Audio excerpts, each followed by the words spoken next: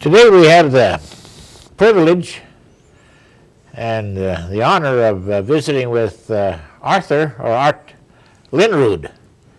He had his farm. He farmed over by Velva, North Dakota. Now he's living in Minot, in semi-retirement, I suppose. Yeah. And he was a prisoner of war, American prisoner of war in World War II. And now he's going to tell us how he won the war. So we'll start out, Art, by you tell us about your parents, where they come from, and a little bit about your schooling, early days, and whether you were on a farm or in town. And just start right in telling us everything you know about yourself. Well, yeah, my folks were both born in Minnesota, and then they got married there, and then they come to a farm north of Velva and started farming. And then that's where I was born, on a farm north of Velva. And I was the fourth child of a family of 5. So we lived on this farm then. And then I got to go to high school in Velva, and I went to grade school. We all went to grade school out there in those little country schools, you know. A small country school? Yeah. And then I got to go to high school in Velva, which was real good because I got to participate in some sports there. You know, we played a lot of baseball in them days, you know. That's right. That was the big sport, of course. Yeah, it was, you know. That was fun. Yeah. And then I graduated from high school then in 1939. 1939. Yeah. And then... What year were you born? I was born November 23rd, 1920. 1920, okay. 1920, yeah. So I was 18 when I got out of high school. I was born in 1918, so 2 years older than you. Well, you'll catch up with me, perhaps. Yeah. So, yeah, it all went well then, and of course we worked on the farm, and my dad was a tractor farmer. I mean, I had very little to do with horses because he was a mechanic and a farmer, so I grew up with the tractors, you know. So I see. In combine. What kind of tractor do you have? The John Deere D and the McCormick Deering, Fortune and all those? Case, Model L Case. Oh, well, I see. I'm not Case combines too, yeah. Yeah, I see. So that was, you know, it was an... How big a farm was that? Well, he had about 3/4 that he owned, and then he rented some more beside that. Yeah. So I had 2 brothers at that time, so we farmed probably 500 acres of wheat at that time, you know. So it was a pretty good sized farm, you know. Yeah.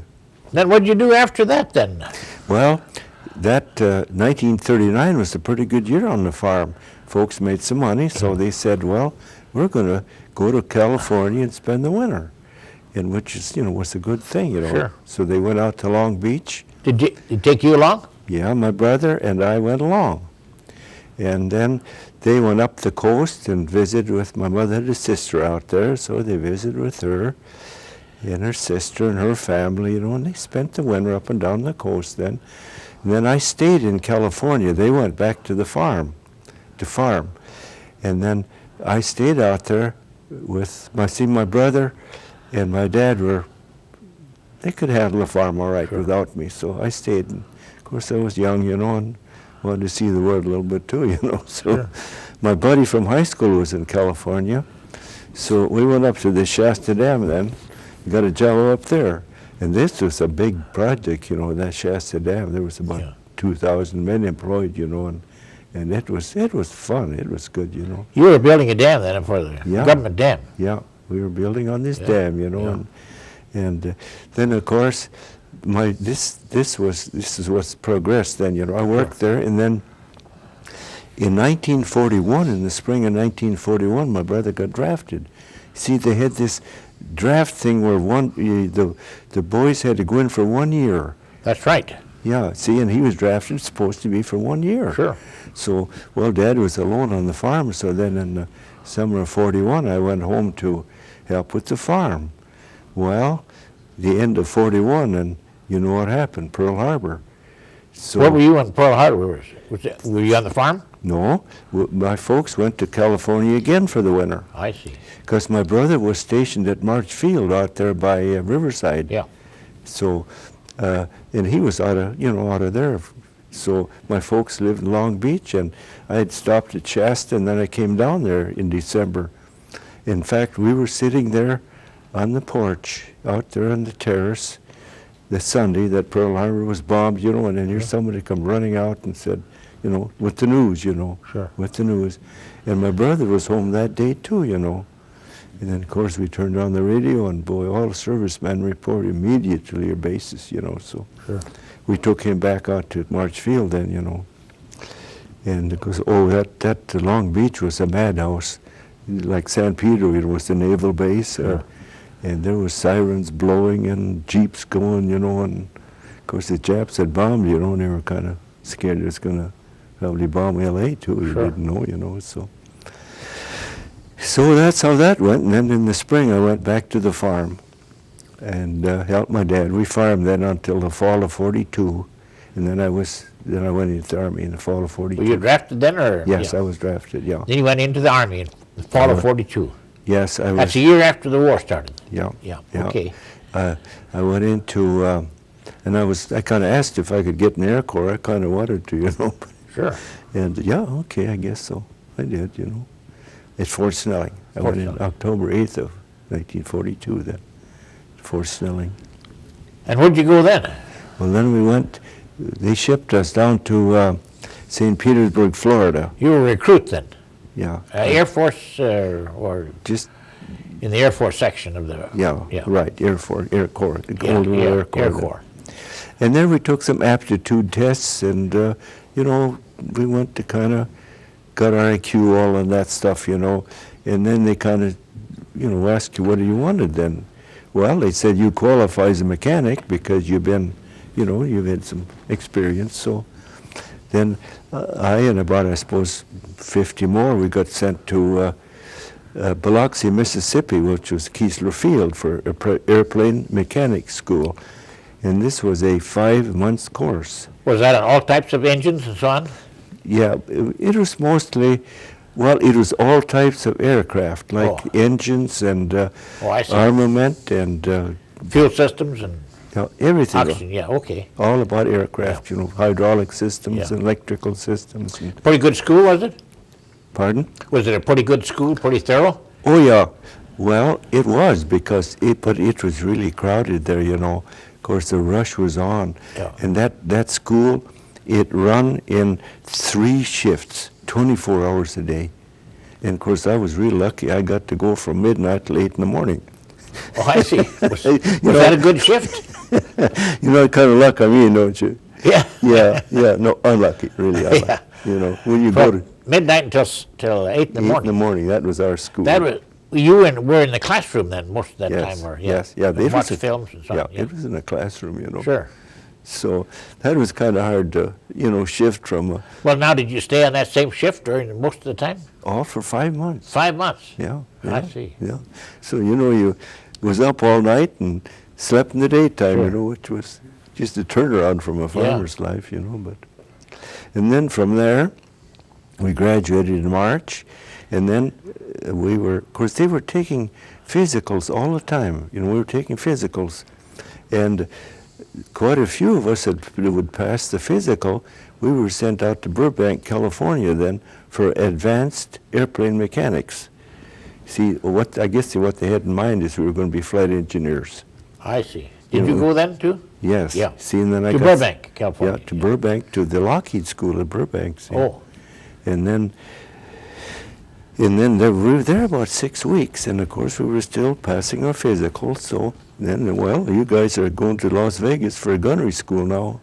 So that's the next place we went, and we were in Las Vegas then about, I guess 6, 8 weeks there too. that's flexible gunnery school. Yeah, On these turrets and Turrets 50 caliber. And, all kinds of, you know, Okay. we even took air-to-air gunnery, you know, and all kinds of stuff like that, you know.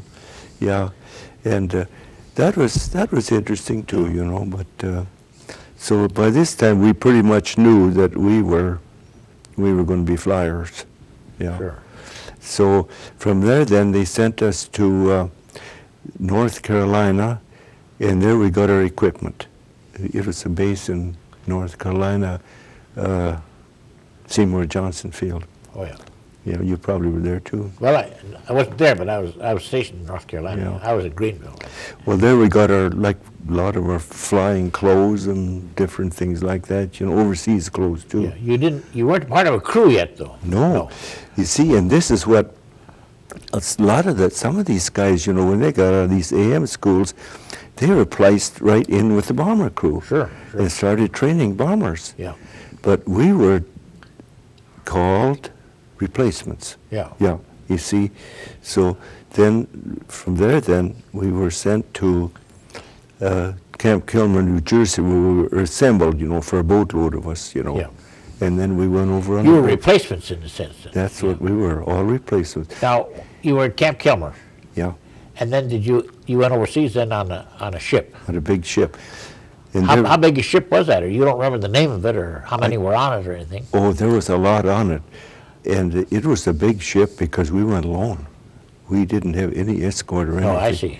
Yeah. Well, let's see, there was radio operators and weathermen and engineers and all Gunners kinds. and whole works. We were all replacements, you know. So, Pilots and officers and I think there were NCOs some of them yeah. too, you know. Non-commissioned officers, okay. Yeah.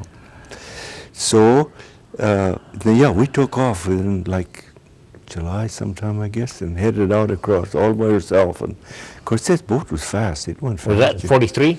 This was in July of 43. Yeah. And then we got to England in, I think, in 5 days. So Oh, yeah. Scotland. We landed Yeah. in Scotland. Yeah. And then we went to a place called Stone, England. It was it was kind of a center where they, I don't know what you'd have a name for it, but we all assembled there, and then you were sent out to different bomb groups. You see, as replacements, you know, we didn't all go to the same place. No. You know. And I suppose there was about 5 of us then that went to 305th Bomb Group, you know, in England, you know, and that's when we trained a little bit there. And You were assigned a crew then? well, to start with, we were kind of like, if they needed somebody on this crew, you went. Yeah. If they needed on that crew, you went, and Yeah. they kind of fit you in, you know. Yeah. So then one day, this crew I got assigned to, they were on a bombing mission, and the engineer had gone into the bomb bay there and got his hand froze. He put his hand out, you know, to do something, and it was cold up there. You know how cold Yeah. it was. And he froze some fingers, so he got delayed, you know. So, I mean, so then they needed an engineer, so I got assigned to that crew then. What did the engineer do on those crews? What were some of your duties? Well, you were right up there with the pilot and co-pilot. You That's stood between right. them, yeah. Yeah, right behind Were him. you seated or just stood usually? No, you stood. You stood right behind him. Yeah. That is, on takeoff and landing. Yeah, sure, You stood. sure, yeah. And then, of course, when you got into combat, you was up in the upper turret. You Yeah. know, that's this here, like right up here is the upper Yeah. turret, you know. And this is the plane we flew on B-17s, you know. Yeah, this plane. Yeah. This here, see. And this here, You hold it up high, yeah. yeah, like this upper turret here, you know, and Yeah. it was a good place to be in a way, because you were kind of the eyes of the whole crew, Sure. because you were up, you seen everything, you know, like Yeah. the ball turret gunner down here, he was Yeah. kind of a little The kid. pilots were kind of back in here, hidden. Yeah, Yeah. and then, of course, you actually seen more than they did, you know, Oh, yeah, that's right. You would. Yeah. Yeah. You could swing that turret. That turret could go in all different all directions. directions, And sure. up and down, yeah. Up and down and all around, Yeah. you know. Yeah, and see, then the radio operator, he had a gun too, you know. Sure. So, yeah, it was a good place. Well, the duties then, you know, of course, you checked all the time with the crew chief on the ground, Yeah. and he would always Now, keep- he didn't fly, did he? No, No. no. He And stayed right on the hard stand. Yeah, and he'd give you all the information about the planes, you know, how much gas you got and Yeah. different things like that, you know, and what to watch out for and different things, you Yeah. know, so. And Now, then- he checked the plate and started the engines and run them up and Yes. tested them on the ground. Yeah, and then I kind of went with him, and then we Yeah. had kind of a checklist we'd go over to start with, you know, when I first got out there, you know. Sure. When we was on a mission, why. Did you start the engine, that putt-putt engine or that Briggs and Stratton? Did you start that? No, No. no. He Yeah, started that. He done that, you know, yeah.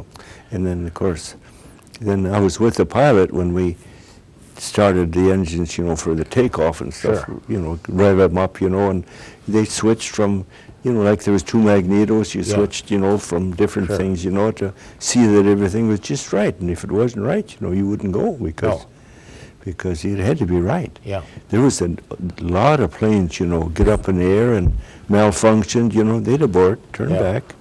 Yeah, because you didn't want to go against the enemy with a crippled engine or something, So. Now, what were some of your other jobs now up in the air? Well, you read the speed off when you started and checked the cowl flaps. And and flaps, and then different things and then, see, on takeoff, where there was a fuel control mixture, it was on full rich when you took off. Yeah. Well, the pilot didn't full rich, and then you got up a ways, you pulled back on that again, and then your airplane propellers had a different speed too, for Pitch, takeoff. Pitch, Yeah. And you kind of checked with the pilot, so all this was done, Yeah. because sometimes he was so busy steering it, and stuff that he didn't have time to do all that either, So, it was interesting, Yeah.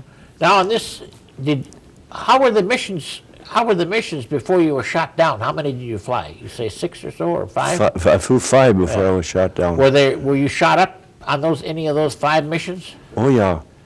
We went. The first mission was we bombed an airfield in France, and that wasn't too bad, except that there, for some reason, I guess we were into advanced weather and bad conditions. We could run out of gas. Not out completely, but very low. So we landed at a little Spitfire base down there at the south of England, and we just barely made it in. South End? Yeah. Yeah. You don't remember the name of the base? No, Okay. but it was a fighter base. And it was, yeah. Okay. we landed on a grass runway, so it was kind of. See, they had an emergency field there in the south of England called Manson. Okay, go ahead. Yeah, it could have been there, you know. Could have been. But, so we got there, we stayed the night and fueled up and went back to our base again the next morning, so. That is your first mission. That was the first one. That was kind of hairy, Yeah. So. And then the next one was to Emden, and there that wasn't too bad. We had, there was always fighters, and a few of them. And then we really got into it. On the third mission was to Bremen, Germany, and that was really a rough mission. Bremen, Germany was always a tough target. All the B's were bad, Bremen and Berlin and whatnot. If it had a B in it, it was bad. So we lost quite a few. Our group didn't lose many, but overall we lost a lot of planes on that raid. Then that was the 8th of October, and it was really special to me because on the 8th of October I said, you swore into the Army. I see. The year before. Been in 1 year. 1 year I was up there dropping bombs. Yeah. Then the 9th of October was about the longest air raid of the World War II. It was flown up to Danzig and Gdynia, Poland, and up in there. See, quite a few groups flew up there, and they bombed an aircraft factory up there, and we bombed the shipyards at Gdynia. But that's on the Baltic, I think. Yeah, it was up on the Baltic Sea, Yeah. And then, of course, we flew out over the North Sea. Yeah. And that wasn't too bad, but we were jumped quite a bit up there by fighter planes again. We lost quite a few planes. Over Denmark. There was heavy anti-aircraft over there too, and so that was a long mission. That was a tired one. Yeah, it was, But we made it back, and then the next mission was that was 8th, 9th, and 10th of October. Next one was to Munster, Germany. And that, too, was a rough one. It was shot up a lot. Well, anyway, on those 3 raids, the 8th Air Force lost 88 planes. 88. 4-engine planes. 80 bombers. Yeah. Oh, like 24s and 17s. So, you see, combat was rough. Oh, yeah. You see, now this is 8th, 9th, and 10th of October, and on the 14th of October, Schweinfurt, we lost 60 planes. So there's 148 planes in 6 days. The 8th Force lost, Well, that Schweinfurt was about as bad as well. It couldn't have been any worse than that. Yeah. Except for the Palesti raids. Of course, they were about the same thing. Well, see, on this, what happened on that raid you were shot down on now? On that Schweinfurt raid? Can you tell me as much as you can about flying conditions to the target and what happened over the target, or if you got there? Or? Well, when we were awakened that morning, the goal, of course, was dark and all that kind of stuff. We got up early, and rain was coming down, it was foggy, you couldn't see the end of the runway hardly. Oh, we'll never go, this is going to be scrubbed. Well, let's go have breakfast anyway. So we went and we got briefed, and, at the briefing rooms, and we're still not going to go, but kept going, get your gear, got out there, got the guns ready and engines ready, and nobody said anything about it. And all of a sudden the green flare went off, to mission is on.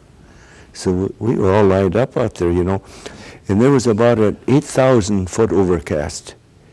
And, the planes would go up, and they'd come up here and come up there, and they were scattered all over the sky.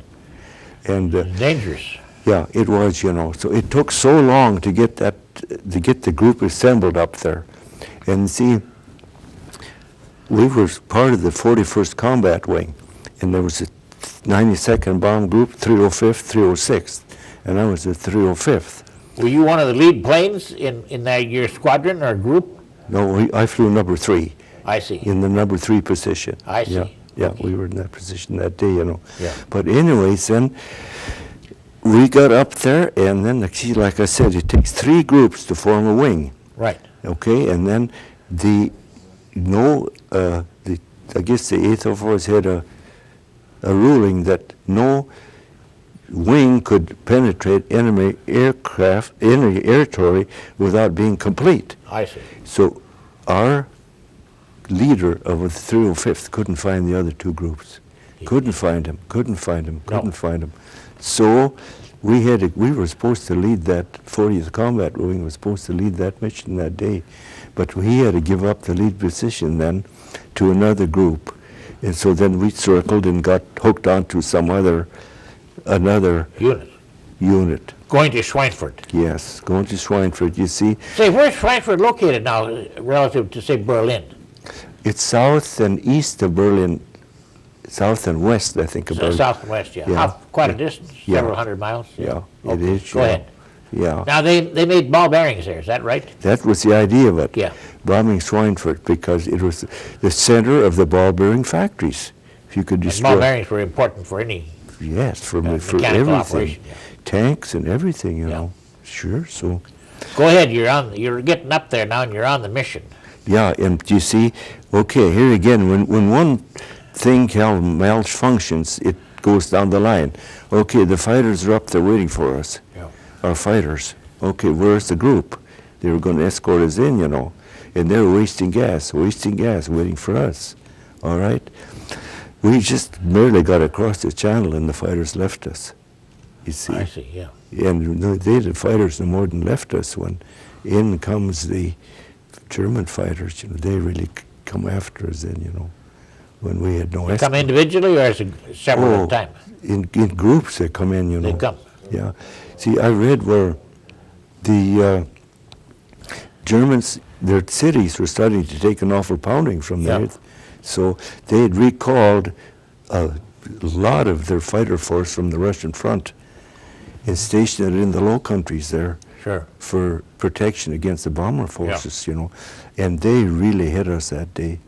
I've read where they figured there was close to 1,000 German fighters that attacked us that day. Attacked bombers, yeah. Bombers, yeah. Now, you kept on going, though. Well, not for long. Not for long. Not for long. Because they hit us right full blast, you know.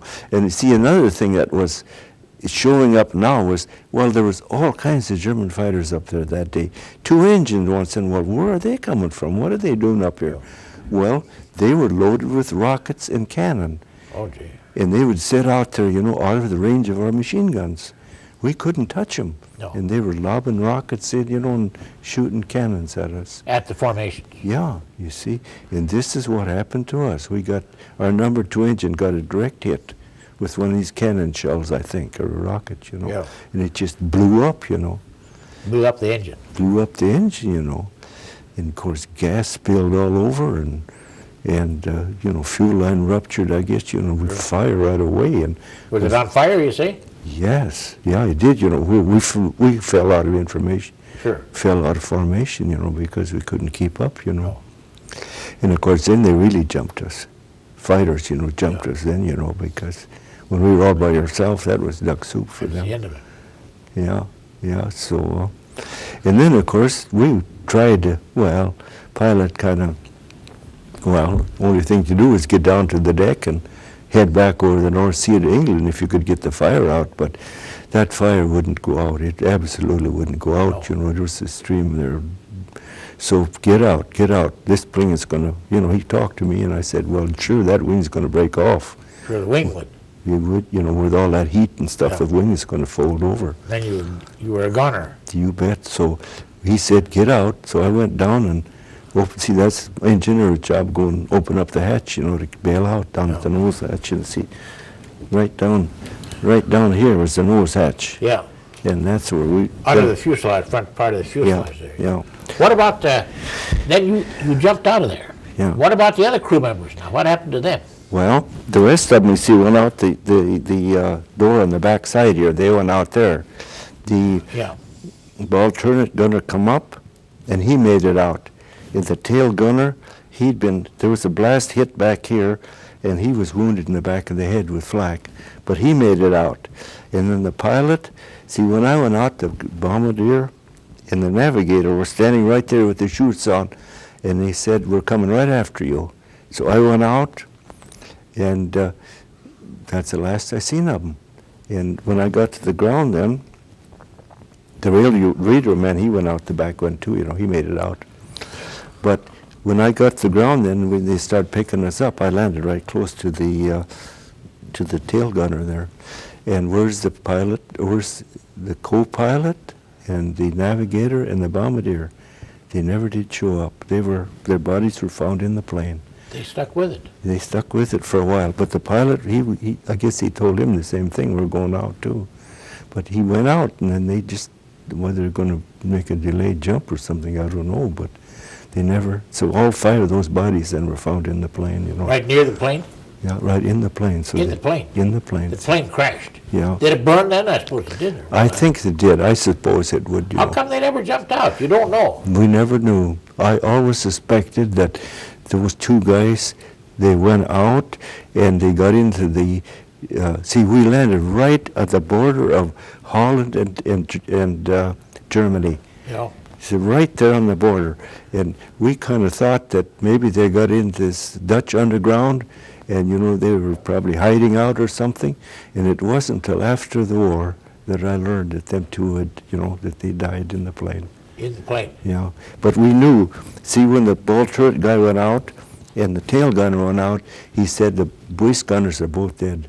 They're laying there absolutely dead. Or the waist gunners were killed? Both of them were killed in the plane. By enemy fire? Yeah, by, fighter planes, yeah.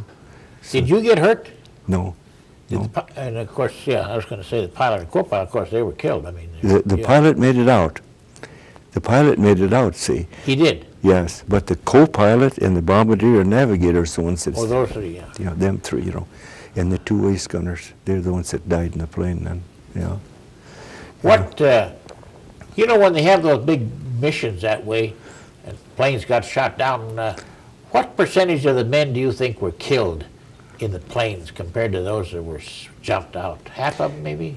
Yeah, it's hard to tell. Hard to tell. You see, if you were hit by flak and the plane was damaged so that it wouldn't fly, practically all of them got out. Yeah. If they could all get out. Yeah. But if it was shot up and shot up and shot up, then... Probably couldn't make it. They got killed. Especially if they went into a spin of some type. You see, this what could happen, centrifugal force. Yeah. This plane goes in a tight spin, you're pinned against the wall. Yeah, you can't move, of course. You can't move, I know. Yeah. Well, then you landed now. What happened then? Well, how high were you when you jumped out, do you think? Have any idea? Oh, I'd say about 15, 18,000, somewhere in there. But on the way down, well, I pulled over from that and shoot, and see, I had this chest-type chute. And the little pilot chute come out, and when it pulled the big one out, it hit me right smack in the face. It did. So I kind of, I don't know, when I come through here, I seen some blood dripping down, Well, now what's the matter? Well, nosebleed. Sure. It hit me right in the nose, and I got a nosebleed. I see. But and that was sure lucky, wasn't I? Yeah. Well, a lot of them, you hit the jaw or something, guys knocked them out, or you killed them.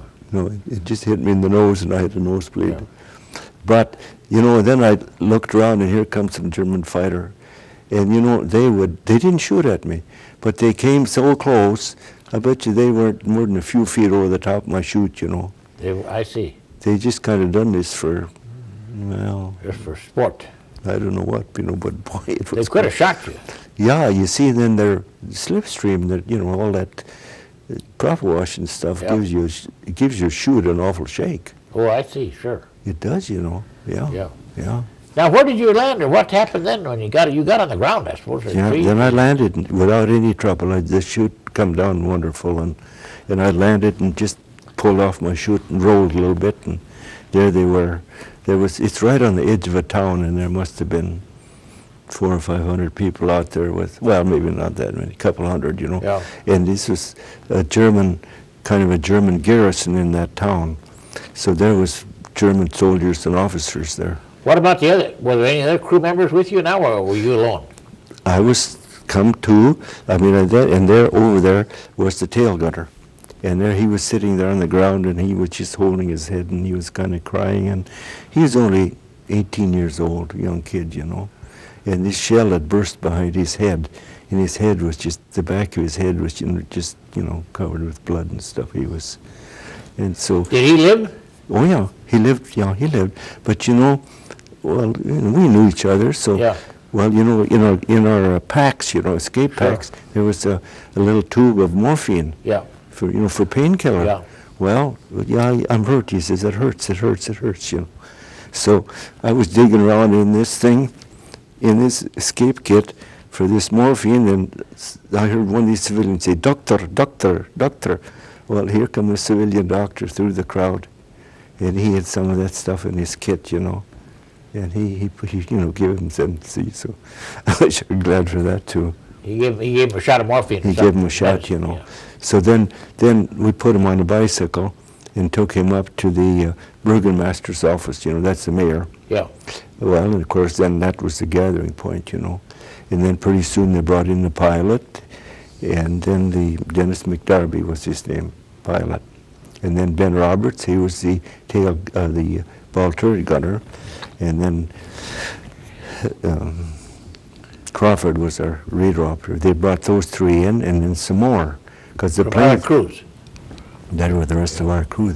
How many did they have gathered there then? Well, then must have been about 2 or 3 others from other planes, too, that were gathered in You there. get any food or water or drink or anything? No, not there.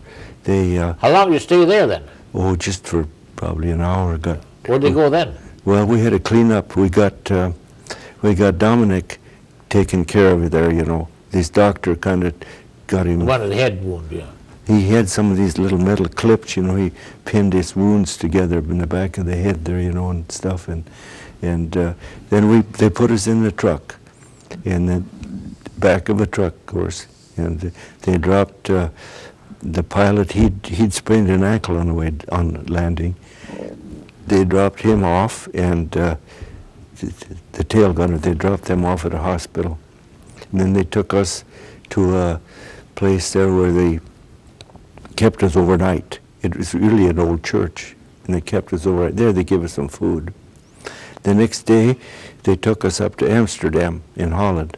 We spent the next this was Thursday then, until Sunday.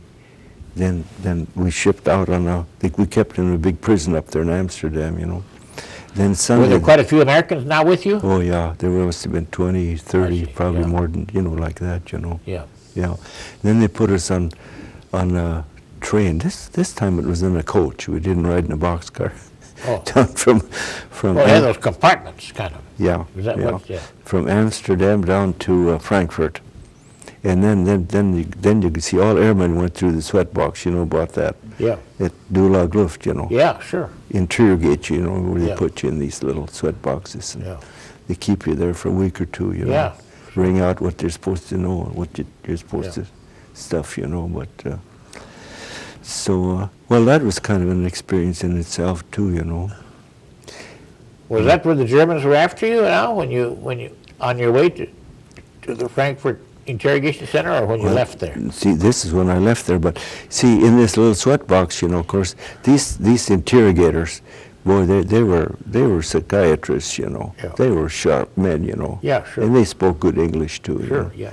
And they try and pump you for information and stuff, you know. Of course, you give your name, rank, and serial number and stuff like that, you know. And then, well, this guy, he kind of got perturbed then, you know. First day then, you know, well, you know, we caught you coming down in a chute. And, you know, we think you're a spy. You think you're a spy because you can't air shoot. Take him back to cell. Yeah. So you lay in the cell and for another day. This kept on then for about, it was a good week, you know. Yeah. And then, well, he's finally one day, he says, well, since you don't know nothing, I'll tell you something. So he pulled out a book. And there on the front of the book said 305th Bomb Group. And he went down, there you are, he said, yeah, there you are. Now, I had been with this crew about less than 10 days. Yeah. And there my name was listed as a flight engineer. I see. So now where did they get all this? Yeah. They had a good spy system Oh, someplace. sure. They did, you know. Yeah. Yeah. So then we got out of the sweat box. And that was a little room about, 8 by 10, somewhere in there, you know, and mattress on the floor. Yeah. And it was bad. Solitary, nothing. Did you get a lot of food there? No, there was no food there either. But then, What time of the year was this now? this is October. This would be about the 20th of October. Okay, go ahead, yeah. 25th of October. And you left there, yeah. Yeah, and see, then then there was about 80 of us, I think, 80. Yeah, maybe more than that. 80 of us. We walked up. Oh yeah. We walked up to. They put us into the. Well, there was a real camp there, you know. For they gathered, you know, after they got out of the sweat box, you know. Yeah.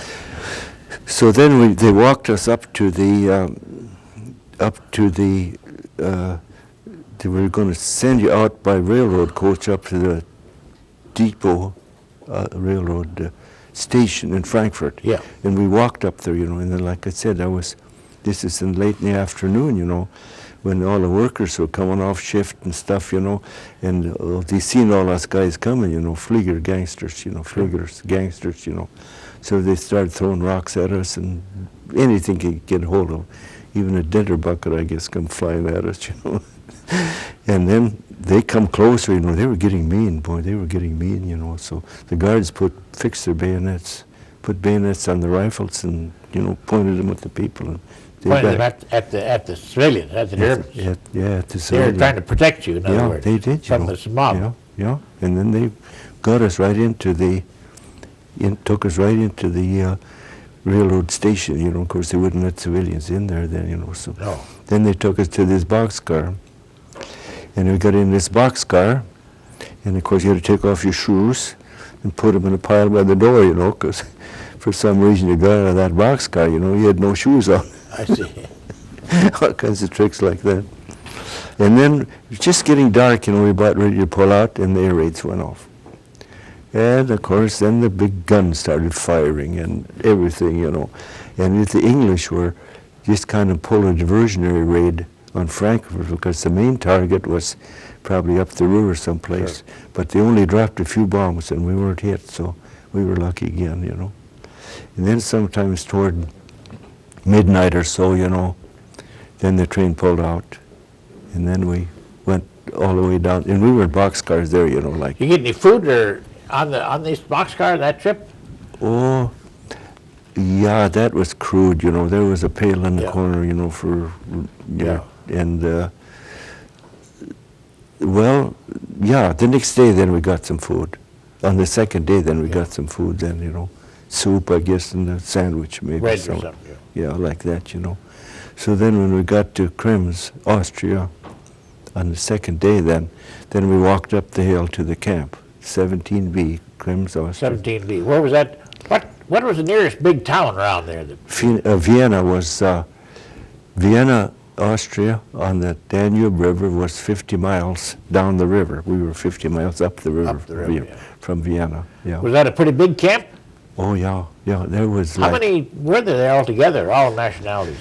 well, see, this camp, had been started as a, I don't know, it started in 1939.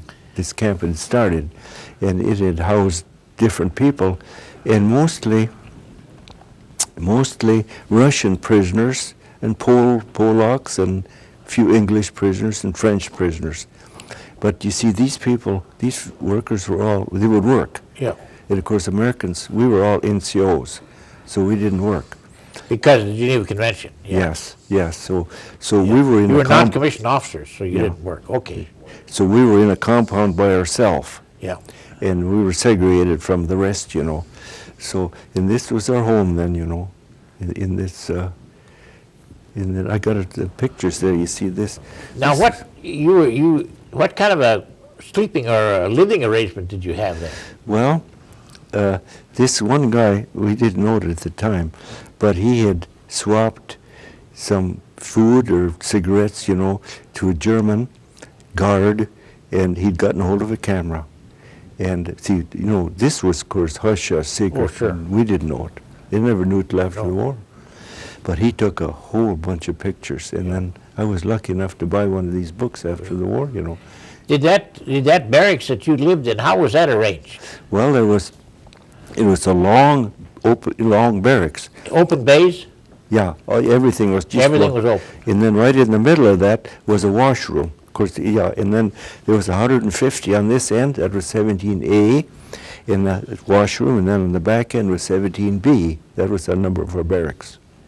Yeah. And there was 150 of each in each one of these barracks, 150 men. And now, in that barracks, how did you eat, or what did you eat and so on? Well, see, we had to get we had our own chow detail. There was a central kitchen, Yeah. and it was Americans that done the cooking. Yeah. Yeah, and see, this was, of course, some German food, and then when we were supposed to get a Red Cross parcel every week, and there was a pretty good bunch of food in that parcel, Yeah. you know. It wasn't that bad. No.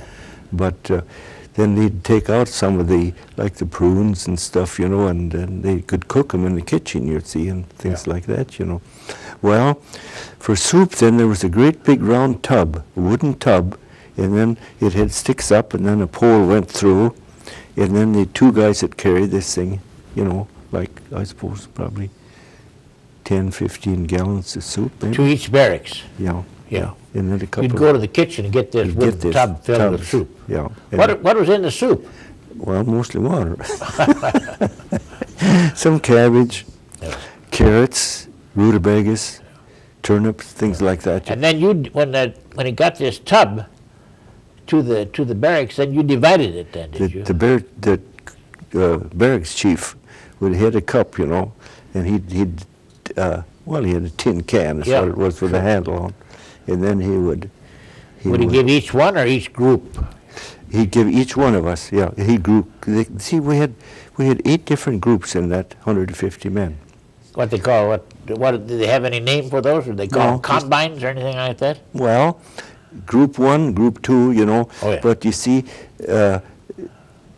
this group leader was he was kind of responsible for his 20 men then. Yeah. But like my my ball turret gunner and I, we were in the combine. We shared our food. Yeah. And this is good, you know. You too? Yeah. Yeah, okay. Because so that, you know, like, well, for instance, in these Red Cross parcels, if you get a can of like a salmon or something, well, the two of you divide it up, you know. See, Sure. and then the next week you'd eat, or the next couple of days you could eat the other part, you know, the Sure. can. So it worked good that way, you know. Yeah. Now, did they have water and do you have bathroom facilities there? In that No, it was lousy, terrible. lousy. No. Our latrines was outside. Did you have running water? There was a pipe that came into this washroom, cold water, always cold water, Yeah. you know. And there was some kind of a metal trough in there where you could kind of wash your underwears and stuff like that in there. But there was no shower facilities at all.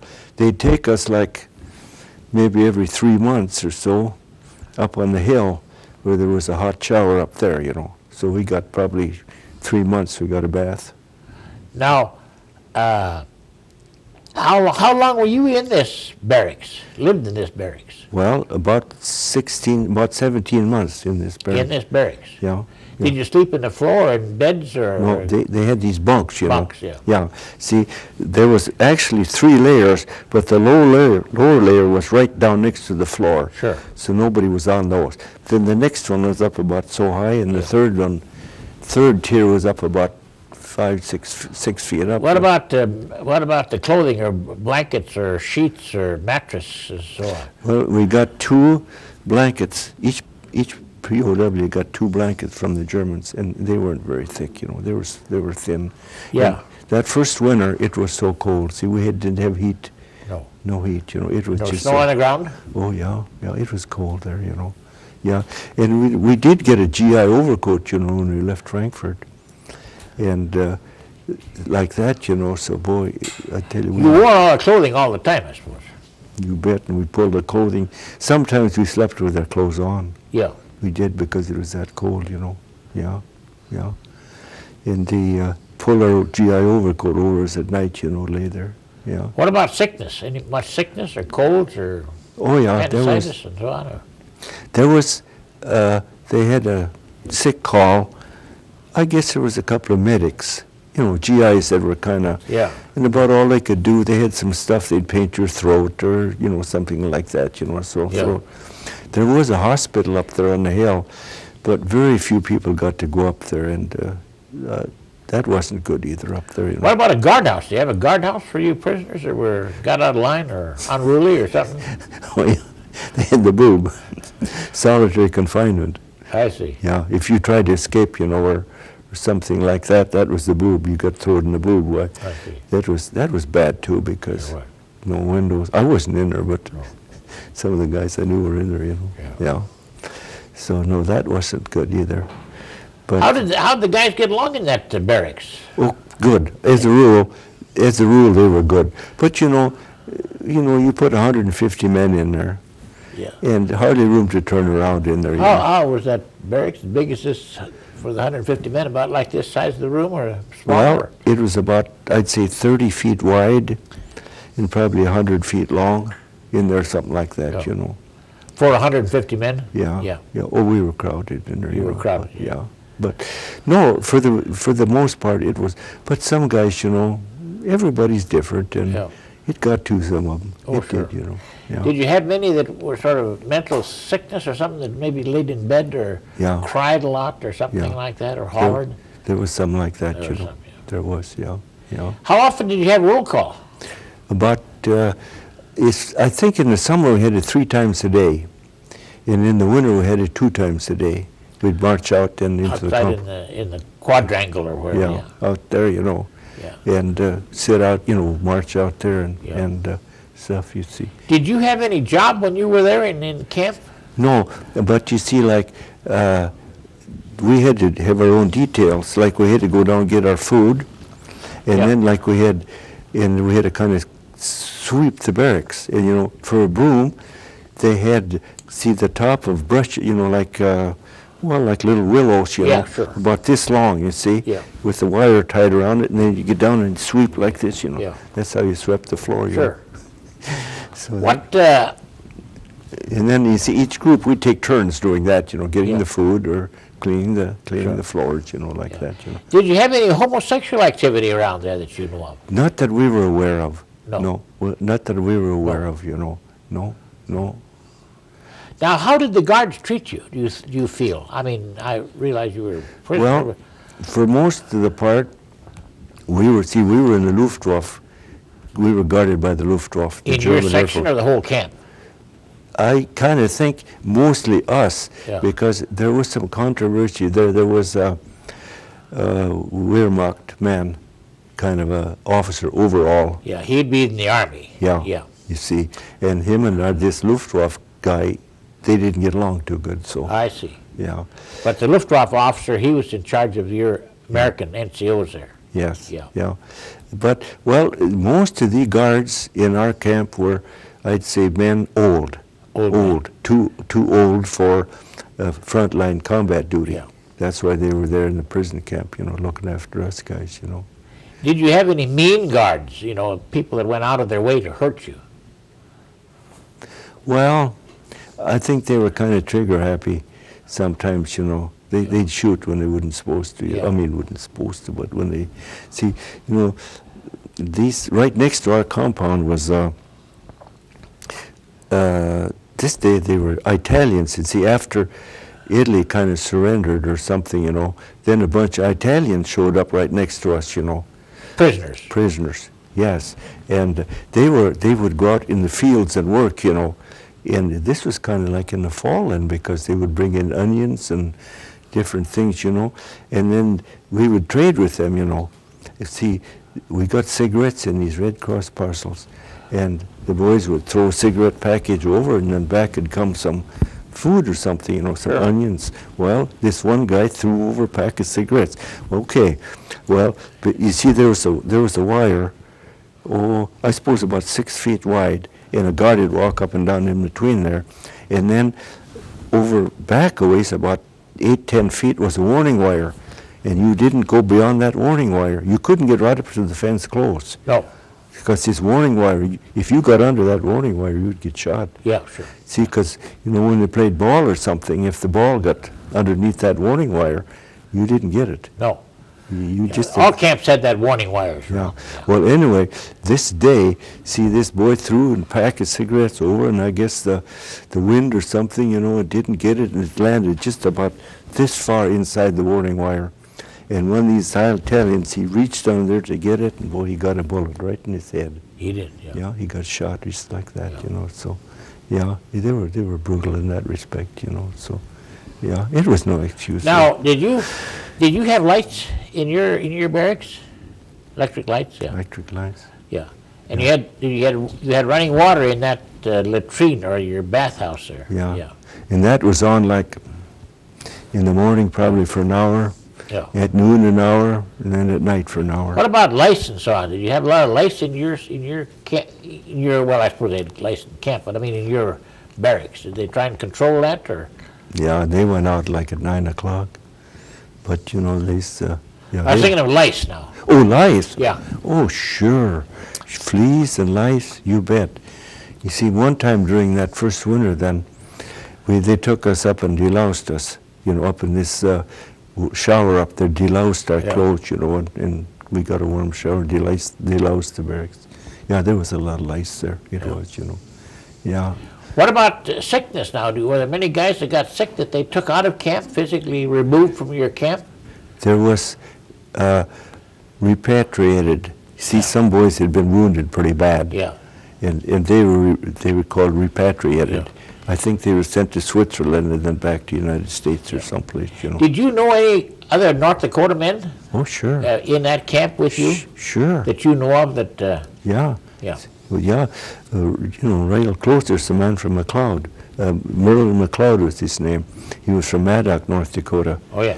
And we got to be good friends. Sure. Is he still living? No, he passed away about 5-6 years ago. Oh, yeah. No, yeah, he passed away. Yeah. He was an NCO too, and that same with you. Yeah. Yeah. And then there were some other North Dakota boys there in other barracks, of course. Yeah, sure. Yeah. Yeah. Did you play cards or anything? Did you have cards there? To start with, it wasn't very much cards, but once we started getting some parcels from home, then the cards, they sent decks of cards, and then we played a lot of cards. You know what else to do? Yeah. And then I'd say that well, anyway, we got books. It seemed like some Olympic committee or something. They sent in a lot of books. I see. Books, you know. Yeah. Did you have any outside recreation activities such as football or baseball or volleyball? Or In the summertime, we had softball. you did. Yeah, and It was then a pretty good sized quadrangle then in the center. Yeah. see out there is out in back. The barracks were lined up, you know, and then out back was the play area or the exercise area, and this is where a baseball field or softball fields were. You know, it wasn't big enough for baseball. How did you think the war was going to end, or when it was going to end, or what did you? Well, here again, you know, the average guy like me had little or no knowledge as far as what actually happened in camp, but there was always the camp guys weren't asleep. They had trades, and there was some radios in camp. Sure. And we would get, almost every day, we'd get a report Sure. of what the progress of the What war. was going on. So you know pretty well. You see, like D-Day, June 6th in 44, well, we knew it by noon. Yeah. The guards they'd kind of said something about the invasion, Yeah. and then by evening we heard about it. Sure. Yeah, we heard about it. So, well, that was a happy day for us. Especially that they landed safely. A beachhead was established, because Sure. up till then, boy, we were Now, did you have any military units around your camp? not that I know of. No. Not close, huh? Now, how did you know the war was coming to an end, we'll say? Oh, well, like the radios. The radio, BBC, they picked up Now, BBC. could you hear the Russians coming from the east? Yes, we could see the, like flashes or something over there, and then that's when we were evacuated then, You were evacuated from this camp? Yeah. All of you, or just the Americans? I think just mostly the Americans. I don't remember seeing the others on the road, but see, there was about 4,200 of us Americans in this camp at this time, and about 4,000 of us were put on the road. There was Now, what date was that about? 8th of April in 1945, it was on a About Sunday. a month before the war was going to end, yeah. Yeah, You were all taken out of your barracks and put on the road. yeah, in groups of about 500. Did you have food or water with you, or We carried our own. carried your own? Well, like I said, 4,000 of us were put on the road, and about 2,000 of them were people who, guys that couldn't walk, couldn't do stuff, so they stayed behind in camp. Oh, they stayed, I see. They stayed behind. And my tail gunner, the one who had been hit in the head with the shell, he stayed behind. So I'll just insert this. Yeah. This little picture I've got of me taken by the Germans. You see, when the Germans left, they just left. Yeah. And so the American boys went into this office, and they went through the files, Sure. and his name was Dominic Lepore, and he picked out the cards from me and the rest Sure. of us guys. So then he showed up in Lucky Strike, about 2 weeks later, and he handed me this card. Oh, yeah. Well, And that that's was pretty nice, it was yeah. quite a surprise. Well, those guys were left behind now, Yeah. and they did eventually move too. Yes, but they put up with a few days. See, the Russians captured that camp. Yeah, and you kind of used that camp as a headquarters then for the area for a while. I see. This is what he said. Now, when you started marching, how many you say there were 4,000 or so on the road? How far did you go, or where did you go? We walked about, our destination, we didn't know it at the time, but our destination was Braunau, Austria, right over on the German border. We walked about 20 kilometers or 20 miles a day, just about that much. See, we were on the road 17 days, and we marched 280 miles. You were pretty tired then at the end of that time. Oh, you bet. Were the guys, were they physically able to take that marching? Not good. No, good. no. The not guards, how were the guards take it? good. Well, there again, They weren't much better than you were, I don't suppose, at Not- long marches. some of them were old, you see, and Yeah. they didn't take it much better. But, this is what we talked and we decided, now this is no time to try to escape, No. because the SS were patrolling them roads with motorcycles and loaded guns, and boy, they caught somebody out there that wasn't right, they'd shot him.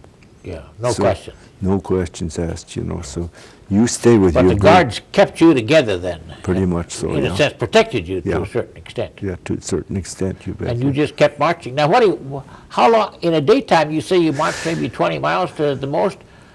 Where would you sleep? Well, most of the time in fields. In the fields. Once in a while, we'd get into some barns. See, we were in groups of about 500. Yeah. 500 and another 500, Well, that's a lot of people. Yes, it was, yeah.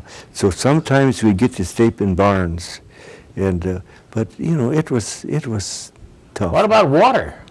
Well, we had, I wonder, I guess. You had a can. Did you have a pail or a can or something? You know, water would be an essential part in your I know marching. And I'm trying to think, but it seems like we had a canteen. I wonder if we didn't get some canteens or something. Sure. Yeah, yeah.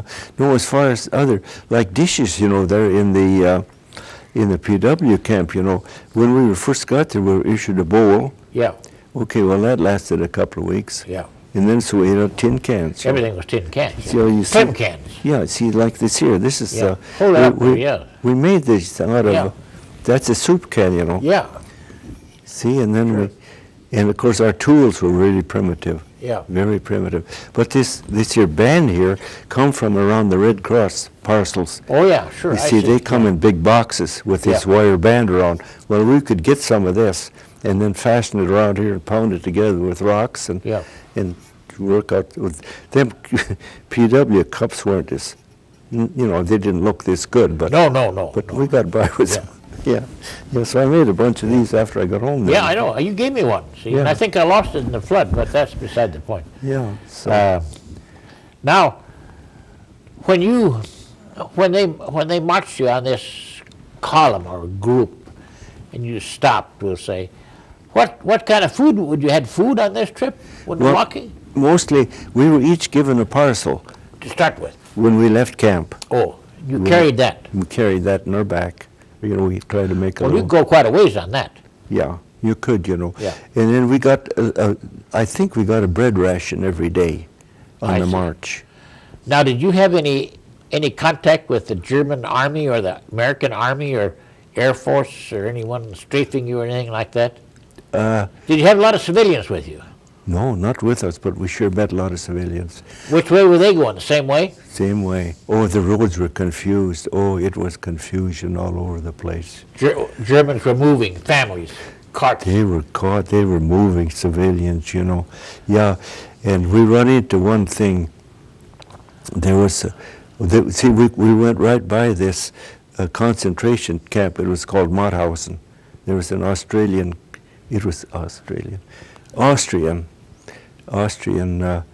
in Austria. They're near Linz, you know. And they were Jews there, you know. It's a concentration camp, or yeah. Yeah, and they had some of these out there on the road. I don't know what for, but there was, they were just falling over dead all the time, you know. We counted about 20 of them within a mile or so that had They fallen. had been out, just, Fell over, you know, yeah. had they let them out of camp then, or how come they got out? Well, one of them could speak. We visited a little with them, you know. We met them, see. Well, you met them. Yeah, and one of the guys, one of our men was from New York, and he could speak kind of their tongue, you know. They're Jewish. Yeah, Hebrew. and he said these guys were supposed to go up and work, you know, for some detail, but they were no condition to work. They were just, so that was it. Did you go close to that camp, or was? Yes, we went right by it. Did you see a lot of other people in the camp? Right behind the wires. Men or women, or what is it? What kind of? Men, mostly men, Yeah. And It's supposed to be a work detail camp then, I suppose. yeah, they worked them, So, no, we were sure glad to get by there, boy. We hustled and, you know, we didn't lose any time No. around there because, and these guys, you know, these concentration people, they were being herded by the SS, who had fixed bayonets on their guns, you know. They didn't fool around with them. You haven't been to any of those Holocaust memorial places here in the United States, have you? No. They have those where they describe all those camps and show pictures. Now, when you're marching now, where did you end up, or whereabouts? Well, ended up there in the woods there, right out of Braunau, Austria. And it was just, they had started to make a camp out of it. And there was no barracks, no nothing. But they just had some latrines dug there and just a clearing in the woods. And they just herded us in there and told us to stay there till the Americans come. You know, as far as the guards, you know. Did the guards stay with you? Yeah, they stayed with us, yeah. Well, nothing else for them to do either. No. See, this was the 25th of April. when they put us in these woods. And then like the 3rd of May, that's when the Army came through and recaptured us. Now, what about other nationalities in those woods? Or it was just you Americans in this woods? No, there was others. There was French and from this same camp, maybe, or some area? I think from the area. I don't know, but because like a lot of these Frenchmen, they just went wild when the war was over. They did. Yeah, or when we were recaptured. Yeah, when we were by the Americans. Yeah, Yeah. because they'd been prisoners probably 4 or 5 years. So 4 years anyway. Now, when the Americans come and say liberated you or something, what happened to the guards? Did they surrender? Yeah. They didn't fire a shot. They just handed over their guns. Yeah. And, Now, did you get any food then, or?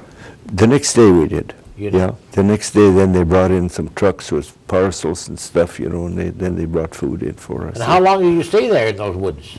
Oh, about 2 or 3 days, and then they moved us into Braunau. No, not 2 days. I'd say the next day then. In Braunau there was a factory, which was, so they moved us all into these buildings in this factory, At least we had a roof over our head then, know. And then they had, so we had some German protection. factory or something, or Austria. Yeah, so. How long did you stay there then in that building, or the? Oh, probably 2 or 3 days, and then they trucked us to then the GIs come in with their trucks, the American, and they trucked us to an airfield, I suppose probably 10, 20 miles away, and then when they come in with C-46s, C-40, transport planes, and flew us up to Lucky Strike. B-17s or B-24s, or mostly smaller planes? Yeah, mostly transport planes. Transport planes. Yeah. And they flew you into Lucky Strike? Yeah. Yeah. So then that we were. How long did you stay at Lucky Strike? Well, there again, there was a lot of people. Yeah.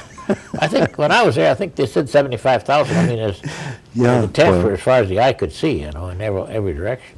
I don't exactly remember the exact day we got there. But you got a tent. Did And you had a place to eat. And then the chow lines were so long, you'd be in line for breakfast, and all of a sudden they'd pull the breakfast food off and put the dinner food on. And did you get some clothing there too?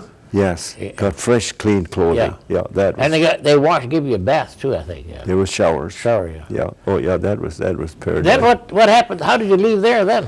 Well, we kept talking to the commanders, about our leaders, when we were going to get out of there. Well, we don't know. So one day, a plane from the 305th Bomb Group landed at Lucky Strike. Well, I said, that's from our bomb group. So my buddy, Ben, and I, we went over and talked to the pilot. I said, how about hooking a ride back to England with you? You see, in the meantime, these camp commanders said, if you can get a furlough if you want a 10-day furlough to go to England if you want to. Yeah. We'll allow it, they said. So, okay, let's try it. So the pilot said, I don't care. He said, if you guys can get a pass, we'll take you back. So he did. We went and we got the permission, So we piled on a B-17, and that was Memorial Day, May 30th, 1945. So then we flew to England, back to the 305th, and we stayed there a few days, and then we went down to London, except this ball turret gunner, his grandfather lived in Wales, so this was a chance for him to visit his grandfather. So he went up to Wales, and I went to London, and we were going to meet there in a couple of days, Well, when he was up in there, he got an attack of appendicitis, so he went to the hospital. Okay. So I went to London, and of course there was hundreds of other guys there, So they got us enough of us together there, and then we got on a hospital ship and went down at Southampton, and we left Southampton then for home. For North Dakota? For North America? Yeah, and we landed in New York then about 10th of June, summertime in there, You were all POWs? Yeah. And then where did you go when you landed in New York? You go to Joyce Kilmer or No, we went Fort to Dix Camp Shanks. Where's that?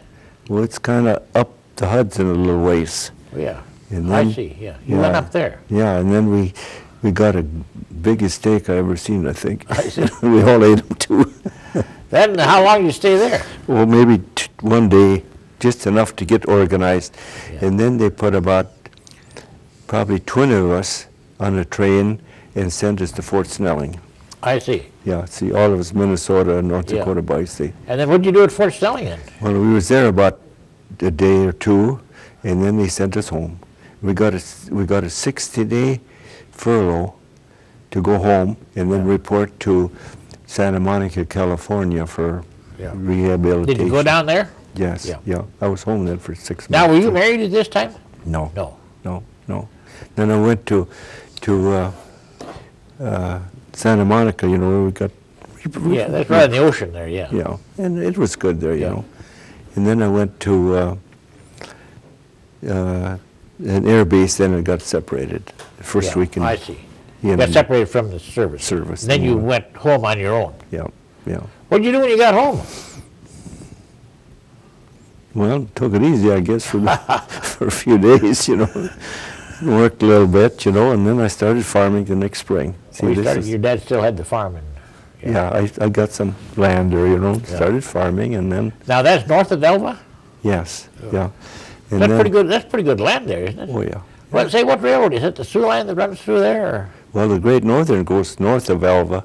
Great Northern goes through Simcoe and up through the... Oh, that's Great Northern. I Yeah. see. Oh, yeah. Yeah. Okay. Yeah, I guess the Sioux is further up. Yeah, but then that summer, see, then 45 made it through the winter, and then I farmed that summer, and then that fall, well, you know, I'd known my wife Adela for ever Yeah. since high school. You know, we were high school friends. Oh, I see. Yeah. So then we got married then in September of 46 then. 46, yeah. Yeah. Then you continued farming? Have you Yes. farmed all your life then? Yes, yeah. I see. Yeah. Yeah. But you lived south of Alva for a Yes, while, you see, didn't we bought a little farm then south of Alva then. you? Yeah. Yeah. Yeah, we lived on my folks' farm for the first year, I see. Yeah. and then we moved to this little place of ours. And Yeah. How many children did you have? we had 4 girls. 4 girls. Four yeah. girls, yeah. So they're all grown up and Yes. have their own families. Yeah, see, they're grown up, you know. Yeah. And then we raised the 4 girls, and they all graduated from Concordia College, Minnesota. The oldest girl is Lynette and her husband, Tom Kioski, and they live in Litchfield, Hill, Connecticut. She graduated as a medical technologist, and so she works out there. What does he do then? Well, he's a cabinet maker. Oh, He makes furniture and cabinets, you know, Yeah. see out there. And they have 3 you haven't been children. out there to see him, or Oh, yeah, we've been out there quite a bit. Connecticut? Yeah. Yeah, it's nice out there. It's a good long haul from Alva. Well, you got yeah, yeah. And they have 3 children, 2 boys and a girl. Yeah, What see. about the other kids now? Okay, that's it. There's the oldest one up there. Oh, That's yeah. Lynette. Lynette. She's in Connecticut. Peggy, the one beside her, she lives in Minneapolis. Yeah. And she has 2 children, and she's director of a French school in Minneapolis, and she has 2 children. Oh, Okay. Where'd they get all those good looks? Did they get those from you? No, I don't think so. I shouldn't ask you even, maybe. And then Joanne with the glasses, she is a professor of, she chairs the Department of Marketing at the Central Michigan University at Mount Pleasant, Michigan. So she's very Pretty good. educated. Yeah. That Central, I think that university has, at the university here, I mean, at the air base, they have, Yes, you know, my daughter was fortunate to come to mine at Air Base last week and teach a class. oh, yeah, I see. Yeah, they're teach quite a- active at the air Teach a base. class Yeah. in marketing. Yeah, She did, you know. Yeah, that's Yeah, fine. she stayed with us. sure. Yeah, yeah. So, and then the little one there is Donna. Her and her husband, Mike Madsen, they live in Lakewood, Colorado, and she is the senior sales compensated analyst with the Great Western Life Insurance. So she Oh, works for a gee. life insurance company. Yeah. So that's our children. You trained them pretty well then. Oh yeah, yeah, they're good to us. They come home, you know. And, Sure. Well, say, how do you feel that the government treated you now since the war was over? I mean, all one, you know, Well- state government, federal government, and so on. yeah, I don't know. I guess you know, we get some you know, as Yeah. far as we get our teeth fixed and our Yeah. glasses done, you know. So I don't get any disability. but- No. How, if you were going to live your life over now, Art, what changes would you make, or maybe you'd live it the same, or what would you do? I don't know. It's hard to tell, you know. Sometimes you think maybe you should have gone to college. You know, we had the opportunity, Yeah, after the war. After the war, you know, to get an education. Yeah. And a lot of guys did, you know. Yeah. I Well, think that was quite a, it would have been an easier life. yeah. Farming is not easy. You know. Farming was tough, yeah. Yeah. What do you think about the young people today, you know, in high school, let's say, or so on, compared to the young people when you were in high school? How do you feel they would react to a war or react to depression or? Well, I don't know. It's hard to tell. You see, I'm not close to high school kids now No. because, you know, we're No, gone, I you know, know. but I don't know. I guess, you know, if it got down to the point where America was attacked, I think they'd go to, you know. Just like you did there, yeah. Yeah, I think so too, you know. So, yeah. Now, what do you think is maybe some of our biggest problems in our country today? I mean, you've lived a long life and seen a lot of good and bad, and you look ahead once in a while to see what the world's going to be like. What do you think? I don't know. I don't really know. I don't know. Well, you know, guys retired now, you know, and I really don't get involved in politics now because, you know, what can a guy do, you know? You're this old and stuff, you know, so just kind of live your life. And How's your health? Fair, pretty good. How's your wife's health then? I think it's good. Yeah. She's in good health. You're both up and around every day and move around? Oh, yes, yeah, we do. Spending your money shopping and so on all day long, I suppose? Well, Sure. it kind of gets a little boring, though, living in town, you know, without but I fish quite a bit now. I go fishing. You have an apartment or a house or? We have a condominium. Oh, condominium. Yeah, and that's comfortable, you know, it's warm and stuff, you know, so we live comfortable there, you know. Sure. Yeah. And then, of course, do you ever go out to the air base there at Minot? Sure. Yeah. Yeah. You see, like they have an ex-POW day out there. Yeah. Most every year, you know, they invite us out there. And we get invited. They treat us real good out there. They you know. do, yeah. They do give us a good meal, you know, and show us the base, you know, and Sure. Yeah. like that, you know. So yeah. No, there's a good relationship between the Minot Air Base and the Minot. There it is, you know. Yeah. Well, I'm glad you were here today, Art, and told us a story of how you won the war. And well, you know, I guess if there's anything a guy could be thankful for is that there's somebody that followed us. There's what? There's somebody that came after us. Oh, yeah, that's right. Yeah. You know, because we were there. Yeah. And somebody had to come and help us out. That's right. Yeah, they did. They rescued me, you know. Yeah. Yeah. Well, we were all fortunate that way. You bet we were, Especially you know. the Americans. Yeah. And they all rescued in different ways. And, I know Stuart Bakken down here at Fargo, you know, he was rescued, but he went with the Russians. The Russians took him, and he went through Russia, liberated that way, but they were all treated pretty good. And of course, I think the Germans, you know, perhaps treated Americans a little better than perhaps the Japanese treated Americans. Oh, yeah, well. I mean, there was a cultural difference there that made a difference. Sure they did, you know. Yeah. Well, I hope you have a nice trip back, and you greet your children from us here, and I hope you enjoyed yourself. And now when you leave here, they'll give you a tape, see of what you told us, and you'll have something to look at. And I'll make some copies at home too, and send All you. right. See. Well, that'd be real fine. Yeah.